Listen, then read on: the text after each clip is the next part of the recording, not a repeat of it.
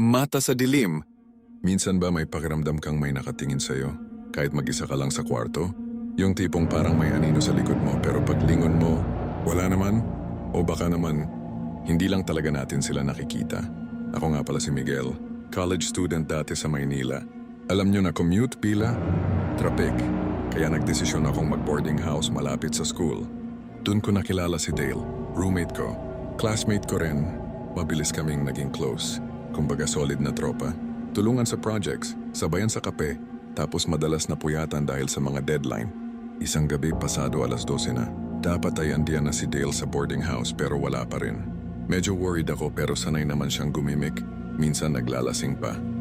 Kaya ayun, tuloy lang ako sa gawaing school. Maya-maya, tok. May kumatok. Binuksan ko ang pinto. Si Dale, normal lang. Pumasok siya, binati ako, nagbiro pa. As usual, kulitan, kwentuhan. Tapos sabi niya, bro, tulog na muna ako ha. Lasing pa rin ata ako. Tumango lang ako, sanay na. Lumipas ang halos 30 minuto. Tok.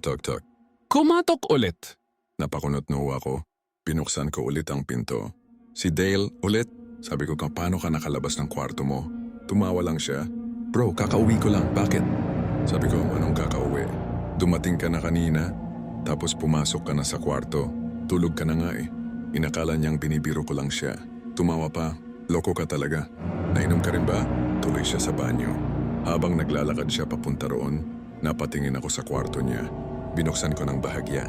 Walang tao, walang laman ang kama. Hindi siya pwedeng lumabas sa bintana. Nasa second floor kami at may grills yun. Kaya sinabi ko sa kanya ang nakita ko. Pero pareho naming inisip, baka pagod lang ako, baka guni-guni lang. Tumuloy kami sa mga ginagawa namin. Pero mga bandang 2:00, nagpasya na kaming matulog. Binuksan ni Dale ang pintuan ng kwarto niya. Nakita ko yon, yung Dale na pinapasok ko kanina. Nakaupo sa kama, ngumingiti. Sabi ni Dale, bro, good night. Yung isa, tinuro ako, tapos nag-shh. Parang sinasabi sa akin na manahimik ako. Nagulat ako. Nanginginig. Hindi ko alam kung magsisisigaw ako o tatakbo. Sabi ni Dale, anong problema? Tinuturo ko yung likod niya. Paglingon niya, wala na yung isa. Parang nalunod sa pader, na parang kinain ng anino. Hinila ko siya, wag ka muna sa kwarto mo. Dito ka muna sa kwarto ko matulog. Ayaw niya nung una. Pero kinulit ko. Paglabas niya ng kwarto, bumalik yun. Anino na lang. Pula ang mga mata. Nakangiti. Pero parang ngiti na naiinis o galit. Parang nagalit siya sa pagpigil ko kay Dale na pumasok sa kwarto niya. Hindi na siya nanggaya pagkatapos noon, pero hindi rin siya umalis. Lagi ko siyang nakikita sa gilid ng paningin ko. Minsan sa may pintuan, minsan sa bintana. Hindi lumalapit, pero nandyan lang. Parang sinasabi, hindi mo dapat ako pinigilan.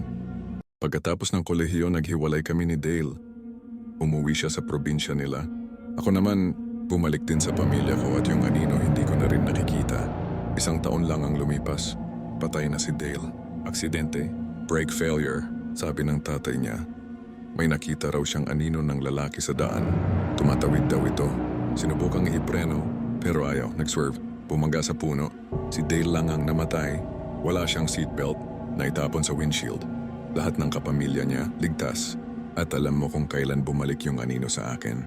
Nang araw ng libing niya, nasa gilid na naman ng paningin ko, pulang-pula ang mata, ngumiti. Hanggang ngayon, nandito pa rin siya. At tuwing gabi bago ako matulog, may naririnig akong mahina pero malinaw. Ikaw na ang susunod. Nalimpungatan ka na ba sa gabi tapos parang may aninong dumaan sa kwarto mo? Siguro hindi lang siya dumaan, baka nariyan pa rin, nakatitig, naghihintay.